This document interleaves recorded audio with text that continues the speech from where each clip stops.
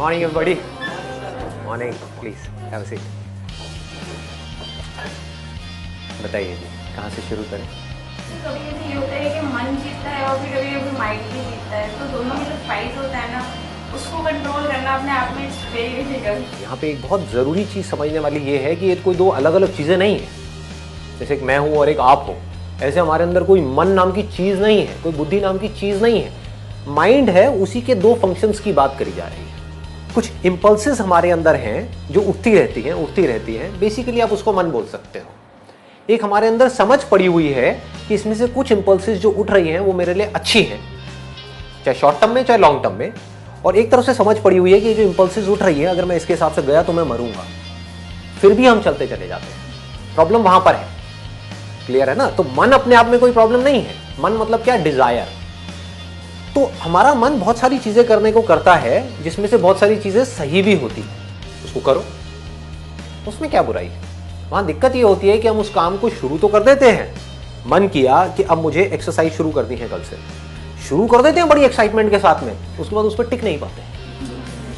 मतलब जितनी जोश से शुरू किया होता है उस काम को, धीरे धीरे सब खत्म हो जाता है, सारा जोश ठंडा हो जाता है। तो ये एक प्रॉब्लम है इससे रिलेटेड, क्योंकि इसमें बहुत सारी लेयर्स हैं। मैं एक एक करके इन लेयर्स को पकड़ने की कोशिश करूंगा।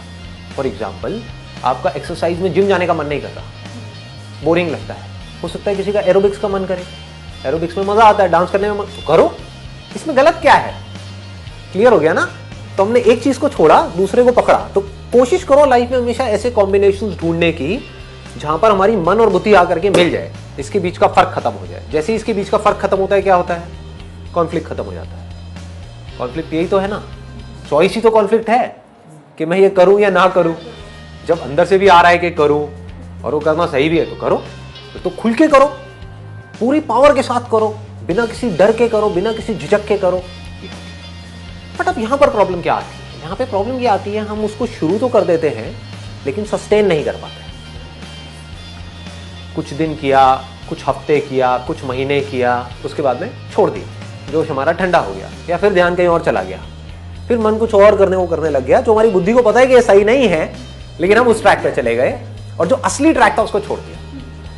तो लाइफ में जब भी कोई ऐसी आपको सिचुएशंस मिले, कुछ भी ऐसा करने का मिले जहां पे आपका मन भी कर रहा है उस काम को करने का और बुद्धि भी कह रही है कर दो, तो उसको पकड़ के रखो, उसको छोड़ना नहीं। अब उसको कैसे पकड़ के रखोगे? वो तो छूटेगा।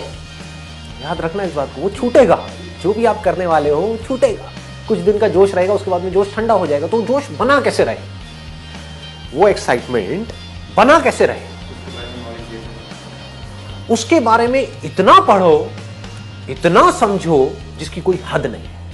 ये हम नहीं करते, जिस वजह से हम अटक जाते हैं। जैसे आपने सपोज मेरा ये सेशन देखा और आपने कुछ अजीब अजीब सी टर्म सुनी।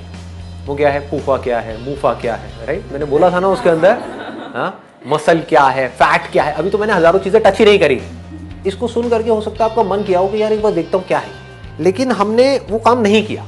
कितनों ने किया? ऑनेस्टली बताना कि डाइट की गहराई में चले गए मेरा वो सेशन देख करके। नहीं किया ना? देखो हो क्या रहा है। करेंगे, लेकिन तब तक तो खेल खत्म।